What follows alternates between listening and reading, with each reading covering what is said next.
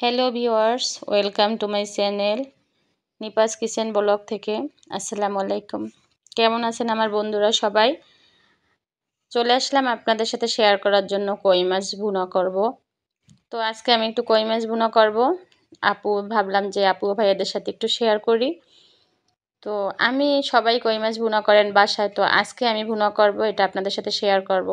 যদি আপনাদের ভালো লাগে বাসায় ট্রাই করবেন। তো আমি কিন্তু কই মাছগুলো আগে ভালোভাবে ধুয়ে নিলাম। তারপরে রসুন বাটা, আদা বাটা, জিরা বাটা এবং হলুদের গুঁড়া, লবণ দিয়ে ভালোভাবে 5 মিনিট মাখিয়ে ঢাকনা দিয়ে দেব। যেহেতু এটা ভালোভাবে মাখিয়ে ঢাকনা দিয়ে দিলে কিন্তু আপনার এই মশলাগুলো সবগুলোই মাছের মধ্যে ঢুকে যায় আর মাছটা খেতে স্বাদটা বাড়ে। তো আপুরা আমি কিন্তু প্যানে তেল দিয়ে দিলাম আর মাছগুলো এখন 5 মিনিট পর মাছগুলো এখন তেলের উপর দিয়ে দেব। তো আপুরা সবাই রান্না করতে পারেন জানি। তো আমি তেমন কিছু রান্না করতে পারি না। তো আমি যতটুকুই জানি না কেন, পারি না কেন, আপনাদের সাথে ইচ্ছে হয় শেয়ার করি। তো যদি ভালো লাগে অবশ্যই আপনারা বাসায় ট্রাই করবেন এবং বাসায় সবাইকে খেতে দিবেন এভাবে। তো আমি মাছটা যেভাবে ভুনা করতেছি অবশ্যই আপনারা দেখবেন এবং আমার পাশে থাকবেন। অবশ্যই আমার চ্যানেলটি সাবস্ক্রাইব করবেন আর পাশে থাকা বেল বাটনটি অন করে দিবেন আমার নতুন নতুন রেসিপি যদি পেতে চান।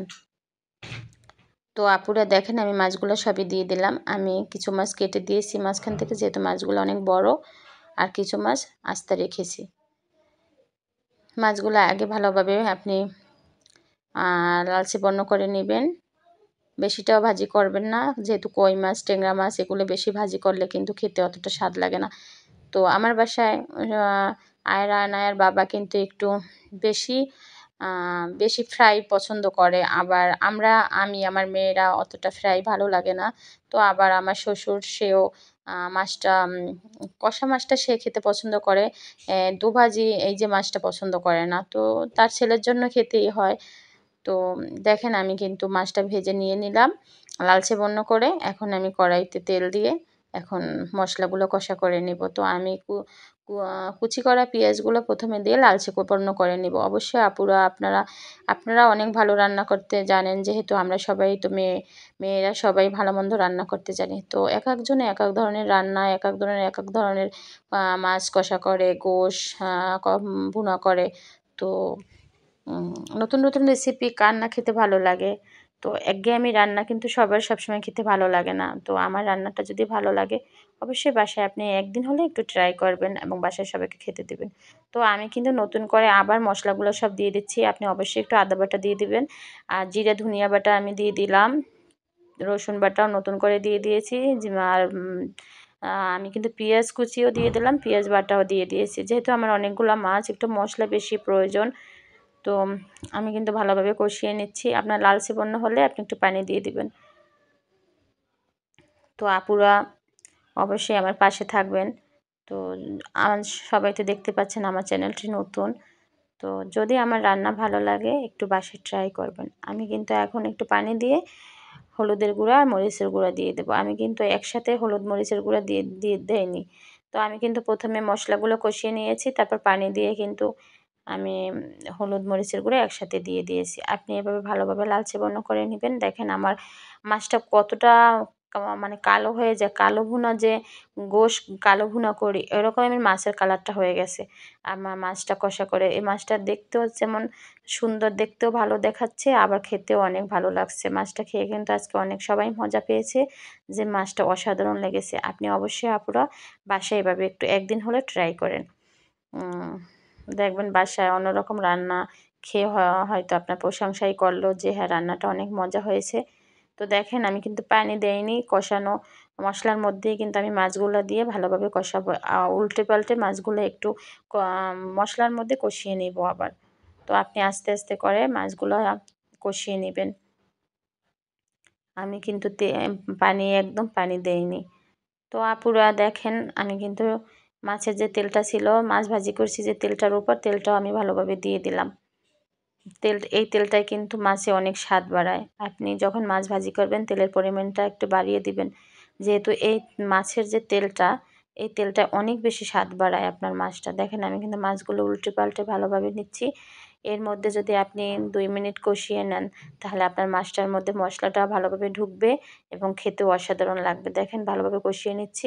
দেখেন এখন আমি উপর থেকে অল্প একটু পানি দিয়ে দিলাম। আপনার পানিটাও অবশ্যই কিন্তু গরম থাকতে হবে। আপনি ঠান্ডা পানি কখনোই ইউজ করবেন না, যেহেতু রান্না যাই রান্নার রেসিপি করেন না কেন কখনোই ঠান্ডা পানি আপনি ব্যবহার করবেন না। ঠান্ডা পানিতে আপনার খাবারটা একদম স্বাদ নষ্ট করে ফেলে। তো আমি কিন্তু গরম পানি দিয়ে দিয়েছি, এখন ঢাকনা দিয়ে দেবো। যেহেতু ঢাকনা দিয়ে দিলে আপনার মাছটা ভালোভাবে পানিটা ফুটে আপনার মাছটার মধ্যে মশলাটা ঢুকে যাবে। তো আপুরা অবশ্যই আমার জন্য দোয়া করবেন, আমি যেন প্রতিদিনই আপনার সাথে নতুন নতুন রেসিপি নিয়ে আসতে পারি। আর শুভকামনা আপনাদেরও যেন আপনারা অবশ্যই আমার পাশে থাকেন আমার রান্নাটা দেখে। দেখেন আমি মাছগুলো আমি কিন্তু 5 মিনিট পরে ঢাকনা উঠিয়ে আবার মাছটা ভালোভাবে নাড়িয়ে চাড়িয়ে দিচ্ছি। দেখেন আমি মাছটা ভালোভাবে কীভাবে উল্টে পাল্টে দিচ্ছি। এরকম উল্টে পাল্টে দিলে আপনার মাছগুলোর মধ্যে মশলাটা ভালোভাবে ঢুকে যাবে।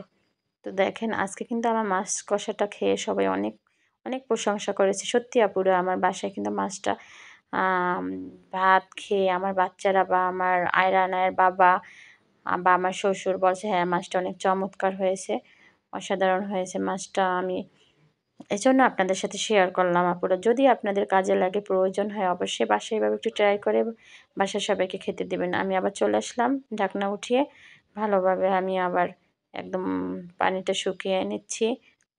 কষা পানিটা, যে পানিটা আমি দিয়েছিলাম কষানোর মধ্যে মশলার মধ্যে। দেখেন আপু আমি কিন্তু গরম মশলা ভালোভাবে দিয়ে দিচ্ছি। গরম মশলাটা দিয়ে দিলে আপনার একটা স্মেল আসে, স্মেলটায় আপনার মাছটা আরও বেশি স্বাদ বাড়ায় খেতে। দেখেন মশলাটা দেওয়ার পরে আমি আবার উপর থেকে একটু গরম গরম পানি দিয়ে দিলাম।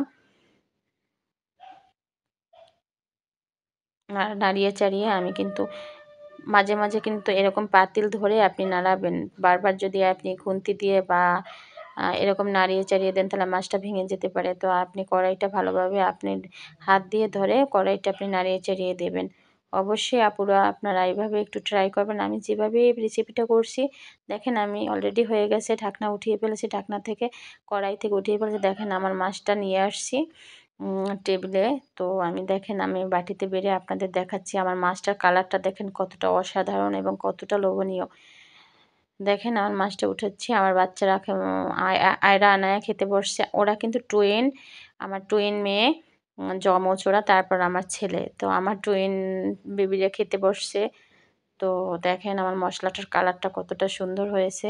আপনারা অবশ্যই বাসায় এভাবে একদিন ট্রাই করবেন। আর আপনার বাচ্চা ছেলে মেয়েদের খেতে দিবেন, ভাইয়াদের খেতে দিবেন।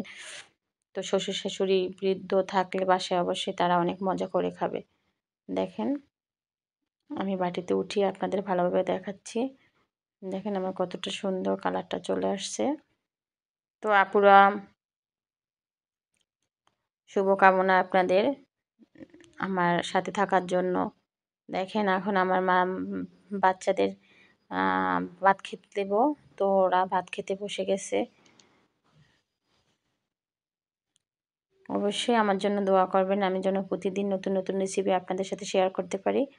তো দেখেন আমার আনায়া বসে গেছে খেতে। আমি আজকে করল্লা ভাজি করেছিলাম, মাছ আর পেঁপে রান্না করেছি। তো আমার বাচ্চারা খেতে বসছে।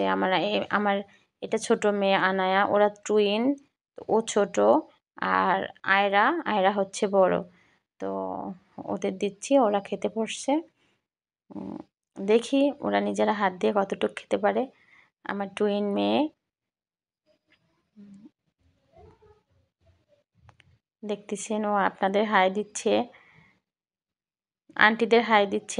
আমার টুইন বেবিরা আন্টিদের হাই দিচ্ছে যে আপনারা ভালো থাকবেন, দোয়া করবেন। দেখেন আমার বাচ্চারা খেতে বসছে, খাচ্ছে। ভালো থাকবেন, আল্লাহ হাফেজ।